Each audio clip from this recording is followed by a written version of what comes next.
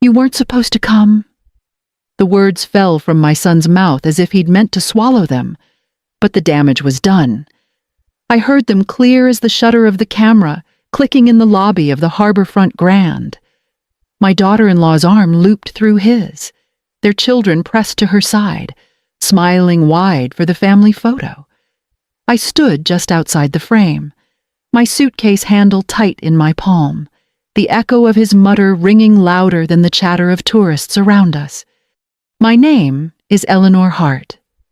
I am 71 years old, a retired librarian, a widow, and until that moment, still a mother who believed she had a place in her son's circle. I have lived long enough to know words spoken under the breath often hold the most truth. That sting carried me back a week earlier to the family group chat on my phone. A family getaway. Daniel's wife had typed, her message dotted with palm tree emojis. Charleston for spring break. Should be fun. The responses came quickly. Daniel sent a thumbs up. His in-laws added their excitement. My invitation, if you could call it that, was no more than a copy-paste into the thread. "No, Mom, I'd love for you to come." Just a casual mention, as if forgetting me would have been the easier option. I hesitated before replying, thumb hovering. I told myself not to overthink. Not to let old insecurities flare, I typed back. "Sounds lovely. I'll be there." No one acknowledged it beyond another thumbs up. Still, I prepared carefully. I packed my sensible walking shoes, a few dresses I hadn't worn since Harold passed, and a sun hat that had survived decades of summers. I booked my flight with money I had quietly saved, unwilling to assume they had included me in their all-expenses-paid promise. In the quiet of my house, I folded each garment with care, though an ache sat in my chest. I knew the difference between being welcomed and being tolerated, but I went anyway, because even when hope is thin as tissue, a mother will chase it. And so I boarded the plane to Charleston, determined to believe this trip could bridge the distance between us, even if I was already bracing for cracks to widen. On the flight down to Charleston, I stared at the clouds pressing against the window and let myself drift back to the years when Daniel was small. His father had been gone before Daniel turned 8 heart attack on a Tuesday morning that left me holding both grief and responsibility in the same trembling hands. There wasn't time to collapse. Bills had to be paid, shoes bought, permission slips signed. I worked days at the library and nights shelving books at the university, sometimes volunteering for research indexing just to pick up a little extra pay. The money rarely stretched far enough, but I made sure Daniel never missed a field trip. I remember sewing patches on his backpack by lamplight so he could take it to Washington, D.C., with his classmates. I'd stayed up all night cataloging archives to cover that cost. When he returned, his face glowed with stories about the monuments. And in that moment, every hour of fatigue felt worth it. Time spun quickly. Daniel grew tall, ambitious, sharper around the edges than the boy who once clutched my hand crossing the street. He studied business, then law, and by 30 he had landed a polished job in a firm whose name sounded like old money, somewhere along the climb. The soft gratitude of childhood hardened into expectation. Now he wore suits tailored in New York and spoke of appearances with the same gravity I once reserved for keeping the lights on. His wife, Madison, matched him step for step, perfect hair, perfect smile, always angling for the right photograph. Around me, she was polite, but never warm. I was the extra piece in their carefully framed picture, tolerated but never truly placed. As the plane descended, I pressed a hand over the thin fabric of my skirt. The woman beside me flipped a glossy magazine, its pages filled with bright vacations and gleaming families. I wondered, not for the first time, when Daniel had stopped seeing me as the woman who built his stepping stones and started seeing me as someone he needed to edit out of the view. The airport was its usual blur of voices and rolling suitcases. Families weaving around one another in lines that never seemed to move. I spotted Daniel and Madison near the check-in counter. Their children perched on matching carry-ons like polished props. Madison's smile flickered the moment she saw me. "Mom." "You made it," Daniel said, his tone more obligatory than warm. His eyes dropped to my shoes, sensible leather flats that had carried me through many long library shifts. "Didn't I tell you to get something lighter? You'll be limping before we land." Madison laughed softly. "Not unkindly, but not kindly either. At least she won't slow us down with heels," she said, adjusting her designer tote. I tightened my grip on the handle of my suitcase. It was a sturdy piece. 10 years old. The wheels squeaking faintly when tilted. Madison's cases gleamed metallic silver, perfectly nested. Expensive enough to pay a month's rent in my old neighborhood. She eyed mine with a glance too quick to be mistaken for accident. I said nothing, swallowing the small sting, and focused on the children. "You two ready for the beach?" I asked. They nodded politely before turning back to their tablets. At security. Daniel sighed when I fumbled with the plastic bins. "Mom." "Really?" he muttered, lifting my bag onto the belt as if it were a burden. I murmured thanks. But his words stayed lodged in my chest. Once we boarded, I found my seat a few rows behind them. They hadn't offered to switch or sit together. I settled in, smoothing the creases of my skirt, and reached for the glossy resort brochure tucked into the seat pocket. The images were dazzling Charleston Harbor stretched like glass under the morning sun. The harborfront Grand's white balconies rising like a castle above the water. Couples smiled over champagne flutes, children splashed in turquoise pools. I traced the photo with my finger, imagining myself among them, imagining laughter shared without sharp edges, despite the morning's small humiliations. I let hope take root again, fragile but insistent. Perhaps in that grand setting, even fractured families could find a way back together. The wheels touched down with a bump, and soon we were weaving through Charleston streets in a shuttle bus that smelled faintly of salt air and sunscreen. Out the window. Pastel row houses lined the avenues, their shutters painted blues and greens soft as sea glass.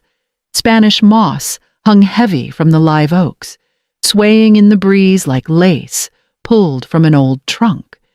Cobblestones gleamed faintly after a brief shower, uneven and stubborn, like the city's way of reminding travelers of its long memory. I pressed my hand to the glass, letting the beauty wash over me for a moment. It quieted the ache that had lingered since the airport. Charleston had always carried a dignity in its bones, a kind of resilience I envied. When the shuttle turned, the harborfront Grand came into view. It rose white against the sky, balconies stacked like tiers of a wedding cake, flags fluttering in crisp lines. As we rolled to a stop under the portico, a doorman in a navy jacket opened the door with a polished bow. Daniel stepped off first, Madison behind him. Their children giggling as they skipped across the marble entry. I followed slowly, drinking it in the fountains arcing high, the scent of jasmine carried in from the garden. Inside, the lobby spread wide and cool, marble floors gleaming underfoot. A chandelier hung from the vaulted ceiling, dripping light like captured stars. To one side, a massive floral arrangement spilled over with lilies and orchids, perfuming the air. Guests clustered in small groups, their voices softened by the expanse. I tilted my head back, overwhelmed by the grandeur. My heart fluttered, not with envy, but with possibility. If any place could soften Daniel's edges, if any setting could coax us into laughter free of tension, surely it was here. I clutched the strap of my handbag, steadying myself with the thought that perhaps, just perhaps, beauty like this could hold us together. Lawn, Chapter 5. The Empty Space. The check-in counter gleamed like polished stone, its brass accents catching the light of the chandelier above. Families clustered in loose lines, voices echoing against the marble.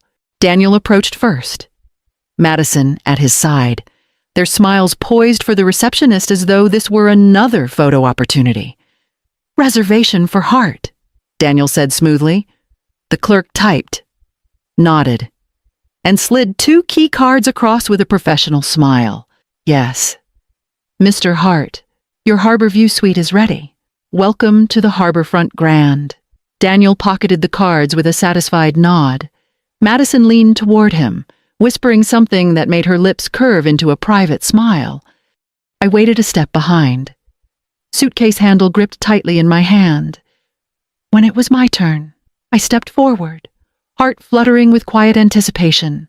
Reservation for Eleanor Hart. The clerk's fingers moved over the keyboard. Her smile held for a moment, then faltered. She typed again, brows knitting.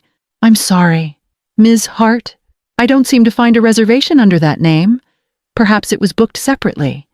Heat crept up my neck. "No, I'm with them. Daniel Hart and his family. We were invited together." I gestured toward Daniel, who stood a few feet away, studying a lobby map with exaggerated interest. The clerk tried again, lips pressing into a thin line. "I do see Mr. and Mrs. Hart here, but I don't have any additional guest under your name." I turned toward my son, words stumbling out. "Daniel, could you?" He shrugged, as if this were a minor inconvenience. "Looks like there was a mix-up. Mom, these things happen." His tone was casual, his eyes fixed anywhere but mine. Madison leaned close, her voice pitched low, almost kind. "Maybe she could crash on the pull-out couch in our suite. It's a bit cramped, but it might work," Daniel added. "Or there's probably a budget motel nearby. Easier than making a fuss around us." The air shifted. A couple standing to the side glanced over, their expressions flickering with recognition of humiliation. The clerk's polite professionalism only sharpened the sting.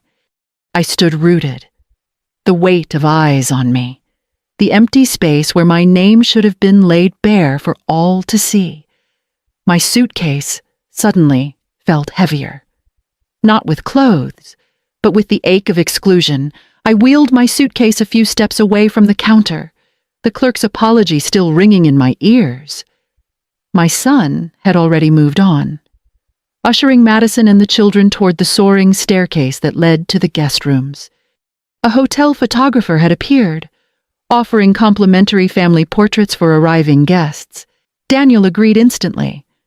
Pulling Madison close, the children stood in front, smiling with the rehearsed ease of kids who had learned early what appearances meant. I hovered near a column, half hidden, my chest rising and falling too quickly. As the photographer adjusted his lens, Daniel leaned slightly toward Madison. His voice was low, but the words carried across the marble. "She wasn't supposed to come." The sentence cut deeper than the missing reservation. It stripped away any possibility of error, any fragile hope that this had been a simple oversight. My presence here had not been forgotten. It had been unwanted. The camera flashed, capturing a tableau of my family framed perfectly without me. Madison's lipstick smile, Daniel's proud shoulders, the children's bright eyes, an image meant to travel home on glossy paper, where I would exist only as a shadow just outside the frame. I felt the sting spread, sharp as salt in an open wound, but no tears came. Instead, I drew a breath as deep as I could manage, filling my lungs until the ache eased. My hands steadied on the suitcase handle. I refused to break in a lobby filled with strangers, refused to let the humiliation bloom into a spectacle they could dismiss as oversensitivity. The photographer lowered his camera, showing them the preview. Madison clapped her hands softly in approval. Daniel bent down to fix his son's collar. Casual, unbothered, as though his words had not lodged like a splinter in my heart. I turned away, each step deliberate. If they wanted me invisible, I would grant them that for now. But invisibility can be a shield as well as a wound. And I clutched that thought to my chest, like armor, as I headed toward the quieter side of the lobby. On the far side of the lobby, away from the chatter and flash of cameras, a smaller desk stood beneath a discreet sign, VIP Concierge. There was no line here. Only a young woman in a tailored jacket who looked up with immediate attention when I approached. "Good afternoon, ma'am," she said softly. "How may I help you today?" I set my suitcase beside me, reached into my purse and drew out the slim leather wallet I rarely displayed. Inside was a black card. My name, embossed beneath the logo of the Omni Heritage Group. I placed it on the counter with steady hands. "My name is Eleanor Hart," I said. "I am an executive partner with Omni Heritage, as you know. Your parent company operates under our holdings. I've encountered a problem with my reservation. The shift was instant." Her posture straightened, her eyes sharpened. She picked up the card carefully, almost reverently. "Of course." "Ms. Hart," she replied, her tone now threaded with respect. "Please allow me one moment." She tapped a private line on the phone, speaking in hushed tones. Within minutes, a man in a navy suit appeared from a side office. He was in his 50s, silver hair brushed neatly back, a name tag reading David Lang, Guest Services Manager. "Ms. Hart." He greeted warmly, extending his hand. "I apologize sincerely for the oversight. We will make this right immediately. Your comfort is our priority." I inclined my head, calm but not unkind. "I appreciate that. My family seems to have neglected certain details. I trust the resort won't." "Rest assured," he said, already signaling to the concierge. "We'll arrange accommodations that reflect your partnership. Please, follow me." As he guided me toward the private elevators, I felt the weight in my chest ease. My son might wish me erased from his picture, but the truth was written on the card in my purse, a truth that carried more authority than his whispered dismissal ever could. Mr. Lang led me past the check-in counter, away from the crowd, and toward a gilded elevator tucked behind velvet ropes. He slid a card into the reader. The doors opened with a hush. Inside, the panel glowed with buttons I had never seen in an ordinary lift. He pressed the highest one. We rose swiftly, the murmur of the lobby falling away until only the hum of the machinery remained. "I believe you'll find this accommodation suitable," he said, with a faint smile. "Our presidential suite overlooks the harbor and is reserved for our most distinguished guests." When the doors parted, I stepped into a private foyer lined with fresh orchids. A second set of doors opened into a vast living space.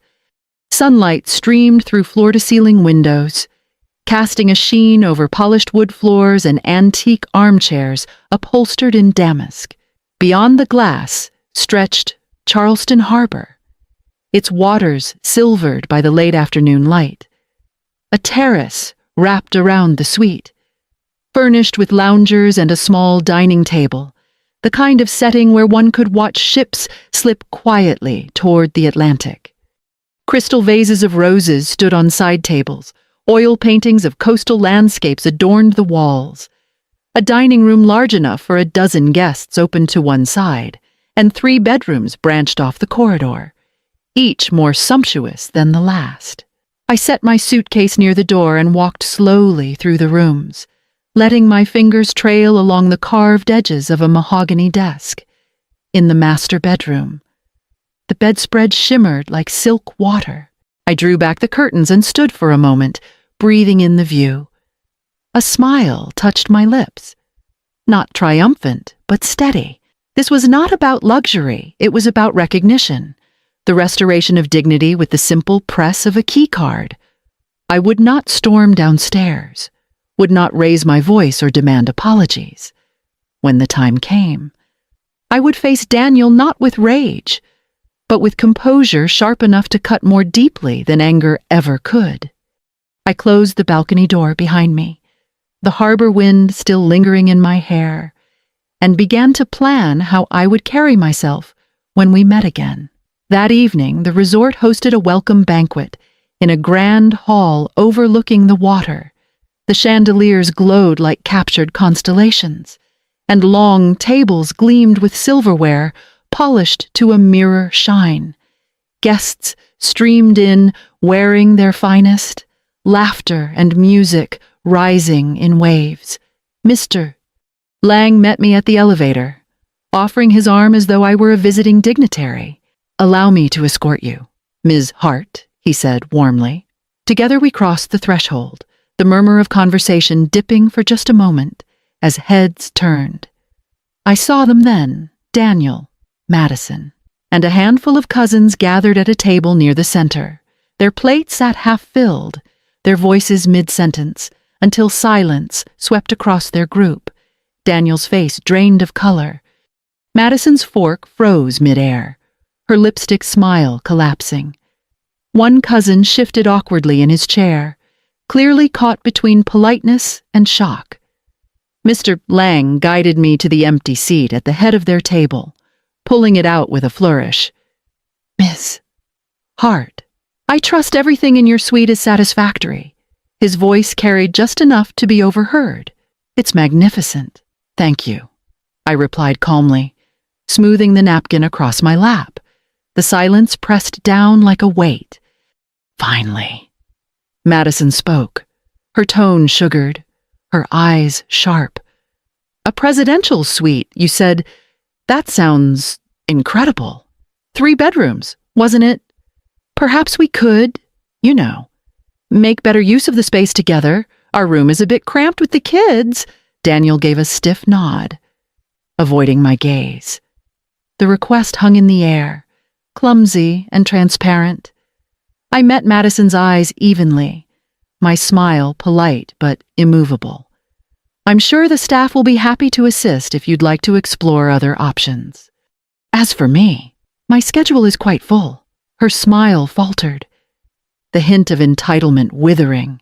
I lifted my glass of water, the clink against the stemware louder than her sigh. Around us, conversation resumed, but their stunned silence lingered, settling into the only lesson they were willing to hear. The banquet ended with the harbor lights glittering below, but I carried no appetite for their uneasy glances or half-hearted small talk. Later, back in the presidential suite, I stepped onto the private terrace. The night air smelled of salt and jasmine, soft enough to settle my restless thoughts. In the corner sat the pot of roses I had requested earlier, their petals blushing crimson against the dark. I knelt beside them, brushing soil from my fingertips as I clipped away a wilted bloom. The simple act steadied me. Roses demand care, but also respect too much handling, and they bruise. Too much neglect, and they wither. Inside, my journal lay open on the small table. I picked up the pen and let the words spill as they had waited. To love is a gift. Respect is the receipt. Without both, the purchase fails. I underlined the sentence twice, pressing the ink into the page until it nearly bled through. I paused, listening to the muffled music drifting up from the hall, imagining Daniel and Madison retreating to their suite, their pride wounded, their silence thicker than any apology. I felt no triumph, only clarity. Family without respect is not family at all. It is a chain of obligation, clinking and heavy, dragging you down. Tonight, I had cut it loose. The harbor spread out before me, ships moving like quiet shadows across the water.